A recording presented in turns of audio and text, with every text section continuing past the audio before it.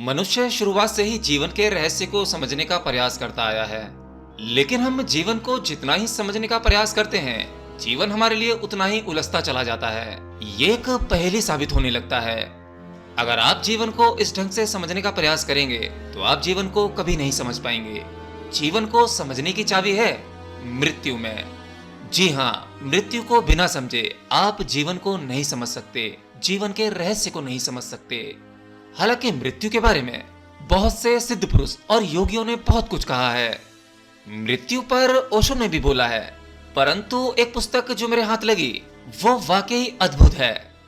इस पुस्तक में मृत्यु के बाद क्या होता है ये बहुत अच्छे से समझाया गया है। एक मनुष्य के लिए मृत्यु का रहस्य उसकी मृत्यु तक रहस्य ही बन के रहता है। वह कभी मृत्यु के बारे में जान ही नहीं पाता, और जब वह स्वयं मृत्यु के निकट होता है तब वह व्यक्ति मूर्छित अवस्था में होता है। तो इसलिए कोई व्यक्ति अपनी मृत्यु के क्षण में उस मृत्यु का अनुभव नहीं कर पाता। तो चलिए आज इस किताब के माध्यम से समझने की कोशिश करते हैं मृत्यु के वो रहस्य क्या है। पुस्तक का नाम है मृत्यु के बाद हमारा क्या होता है, और इस किताब के लेखक हैं पूजनीय श्री राम शर्मा आचार्य। ये लिखते हैं, जीव अमर है, उसकी कोई मृत्यु नहीं, उसकी मृत्यु का कोई प्रश्न ही उपस्थित नहीं होता। अविनाशी आत्मा सदा से है और सदा तक रहेगी। शरीर की मृत्यु को हम लोग अपनी मृत्यु मान लेते हैं, बस इसीलिए डरते और भयभीत होते हैं। यदि अपने अंतःकरण को यह विश्वास दिला दिया जाए कि आज की तरह ही हमें आगे भी जीवित रहना है, तो डरने का कोई अर्थ ही नहीं होता। मृत्यु का भय सभी भयों से अधिक बलवान है, अर्थात मृत्यु का भय ही सबसे बड़ा भय है। आदमी मौत के डर से थर-थर कांपता है। इसका कारण और कुछ नहीं, केवल परलोक संबंधी अज्ञान है। हम तो केवल इसी लोक के ज्ञान को ही नहीं जानते, परलोक के ज्ञान पर विश्वास करना थोड़ा मुश्किल हो जाता है, और यही हमारा अज्ञान होता है। परलोक विज्ञान के संबंध में हाथों हाथ प्रमाण देना साबित करना कठिन है, क्योंकि यह विषय भौतिक विज्ञान की पहुंच से ऊंचा है। जो व्यक्ति स्थूल इंद्रियों को ही ज्ञान एकत्रित करने का परम साधन मानते हैं, उनके लिए यह पुस्तक कल्पना से अधिक प्रतीत नहीं होगी। केवल यह पुस्तक काल्पनिक कहानियों जैसी लगेगी। परंतु जो दिव्यदर्शियों और तत्वज्ञानियों के वचनों पर विश्वास करते हैं, उनके लिए इसमें अविश्वसनीय सामग्री है, क्योंकि अनेक उच्च आत्माओं के निकट उनके संपर्क में रहकर जो ज्ञान हमने प्राप्त किया है, उसी का इस पुस्तक में निचोड़ है। मृत्यु का स्वरूप, जीवन का प्रवाह अनंत है। हम अनगिनत वर्षों से जीवित हैं, आगे भी अनगिनत वर्षों तक जीवित रहेंगे। ब्रह्मवश मनुष्य केवल यह समझ बैठा है कि जिस दिन बच्चा माता के पेट में आता है या गर्भ से उत्पन्न होता है, उसी समय से जीवन आरंभ होता है, और जब हृदय की गति बंद हो जाने पर शरीर निर्जीव हो जाता है, मृत्यु हो जाती है। यह बहुत ही छोटा, अधूरा और अज्ञानतापूर्ण विश्वास है। आधुनिक भौतिक विज्ञान ये कहता है कि जीव की कोई स्वतंत्र सत्ता नहीं है, शरीर ही जीव है, अर्थात शरीर की मृत्यु के बाद हमारा कोई अस्तित्व नहीं रहता। परंतु हमारा बेचारा भौतिक विज्ञान स्वयं ही अभी बाल्यावस्था में है। अभी हमारे भौतिक विज्ञान ने आत्मज्ञान के बारे में कुछ नहीं जाना। हमारा भौतिक विज्ञान विद्युत की गति के संबंध में 3 दर्जन से ज्यादा सिद्धांत दे चुका है, और हर सिद्धांत अपने से पहले मतों का खंडन करता है। एक वैज्ञानिक कहता है कि शरीर ही जीव है, दूसरा मृत आत्मा आश्चर्यजनक कर्तव्यों को पूरी तरह से चुनौती देता है और अपने पक्ष को प्रमाणित करते हुए विरोधियों का मुंह बंद कर देता है।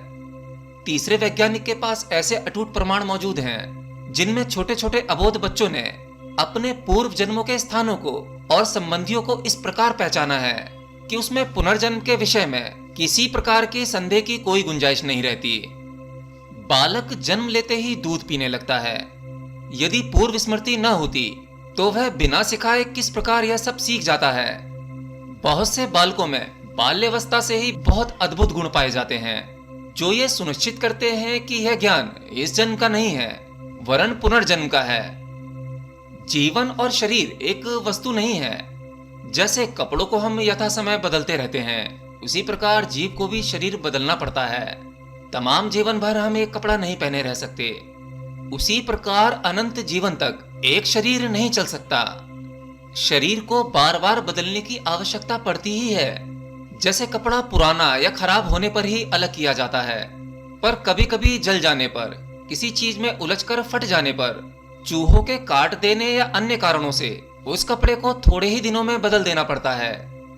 शरीर साधारणतः वृद्ध अवस्था में ही जीर्ण होने पर नष्ट होता है, परंतु अगर मनुष्य के जीवन काल में बीच में ही कोई आकस्मिक कारण उपस्थित हो जाए तो उसे अल्प आयु में ही शरीर त्यागना पड़ता है।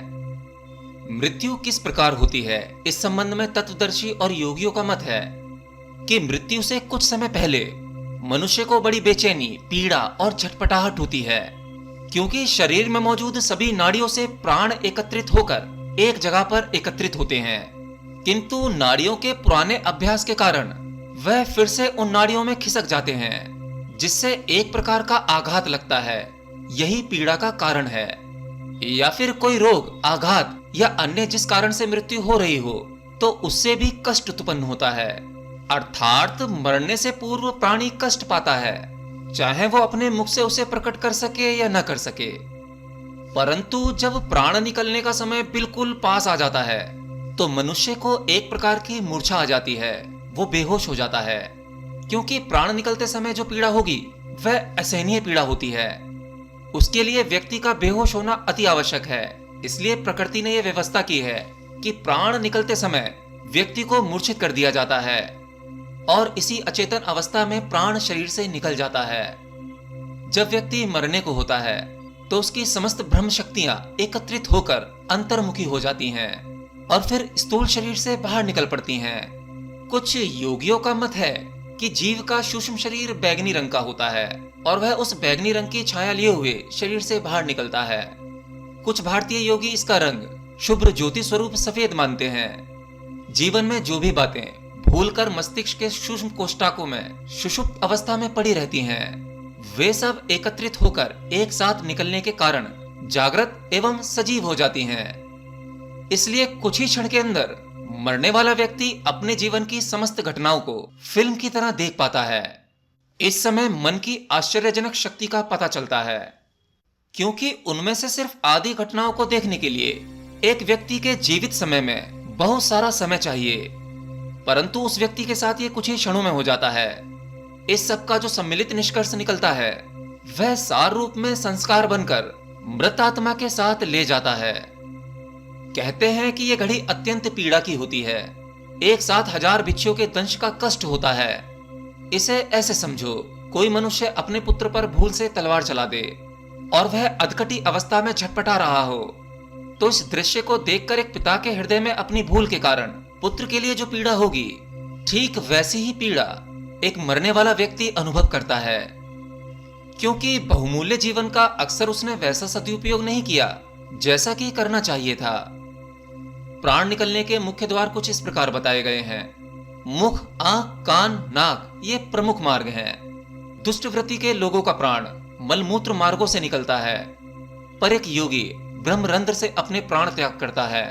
वह अपनी स्वेच्छा से शरीर त्याग कर सकता है। शरीर से जीव निकल जाने के बाद वह एक विचित्र अवस्था में पड़ जाता है।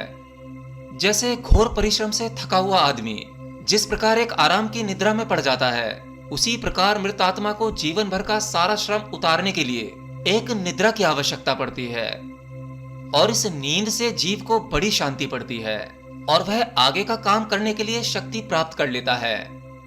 मरते ही नींद नहीं आ जाती। इसका कारण यह है कि प्राणांत के बाद कुछ समय तक जीवन की वासनाएं सक्रिय रहती हैं और वह धीरे धीरे ही निर्बल पड़ती हैं। कड़ी मेहनत करने के बाद हमारे शरीर का रक्तचाप बहुत तीव्र हो जाता है। पलंग मिल जाने पर भी हम उतने समय तक जागते रहते हैं जब तक कि उस रक्त की गति धीमी न पड़ जाए। मृतात्मा स्थूल शरीर से अलग होने पर सूक्ष्म शरीर में प्रस्फुटित हो जाता है। यह सूक्ष्म शरीर ठीक स्थूल शरीर की बनावट का होता है। मृतक को बड़ा आश्चर्य लगता है कि मेरा शरीर कितना हल्का हो गया है। वह हवा में पक्षियों की तरह उड़ सकता है और इच्छा मात्र से ही चाहे जहां आ जा सकता है। स्थूल शरीर को छोड़ने के बाद वह अपने मृत शरीर के आसपास ही मंडराता रहता है। मृत शरीर के आसपास अपने प्रियजनों को रोता बिलखता देखकर वह उनसे कुछ कहना चाहता है या फिर वापस पुराने शरीर में लौटना चाहता है, पर वह ऐसा नहीं कर पाता। ऐसे ही एक प्रेतात्मा ने बताया कि मैं मरने के बाद एक बड़ी ही अजीब स्थिति में पड़ गया। मेरे स्थूल शरीर में और प्रियजनों में मोह होने के कारण मैं उनके संपर्क में आना चाहता था, पर मैं लाचार था। मैं सबको देखता था, पर मुझे कोई नहीं देख सकता था। मैं सबकी वाणी सुनता था, पर मैं जो बड़े जोर जोर से कहता था उसे कोई नहीं सुनता था। इन सब बातों से मुझे कुछ तो कष्ट होता था, और वहीं कुछ अपने नवीन जीवन के बारे में कुछ खुशी भी थी कि मैं कितना हल्का हो गया हूँ और कितनी तेजी से चारों ओर उड़ सकता हूँ। जीवित अवस्था में मैं मौत से डरा करता था। यहाँ मुझे डरने लायक कोई बात मालूम नहीं होती। सूक्ष्म शरीर में अनुभव करने के बाद मुझे अपने पुराने शरीर से कोई विशेष ममता नहीं रही, क्योंकि नया शरीर पुराने शरीर की अपेक्षा काफी अच्छा था। मैं अपना अस्तित्व वैसा ही अनुभव करता था जैसा मुझे जब लगता था कि मैं जीवित अवस्था में हूँ। उस समय मेरे लिए वह जीवित अवस्था सत्य थी, वही मेरा अस्तित्व था। परंतु अब मुझे यह मेरा अस्तित्व लगता है और मेरे लिए यही सत्य लगता है। कई बार मैंने अपने हाथ पैरों को हिलाया डुलाया और अपने अंग प्रत्यंगों को देखा, पर मुझे ऐसा नहीं लगा कि मानो मैं मर गया हूँ। तब मैंने समझा कि मृत्यु में कुछ डरने की बात नहीं है, वह केवल शरीर परिवर्तन की एक मामूली सी सुख साध्य क्रिया है। That is only body changing process, that's simple. जब तक मृत शरीर रखा रहता है, उसकी अंतिम क्रिया नहीं होती, तब तक जीव बार बार उसके आसपास मंडराता रहता है। पर शरीर को जला देने के बाद वह उसी समय निराश होकर दूसरी ओर अपने मन को लौटा लेता है।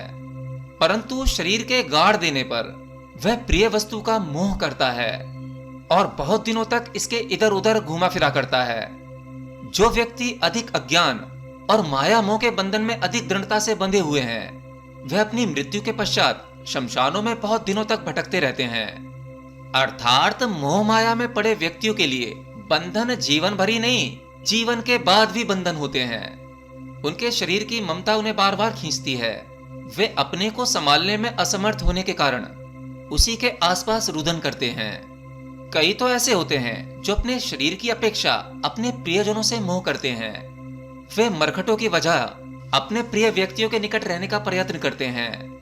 एक बूढ़े व्यक्ति की वासनाएं स्वभावतः ढीली पड़ जाती हैं, इसलिए वह मृत्यु के पश्चात बहुत जल्द निंद्राग्रस्त हो जाते हैं।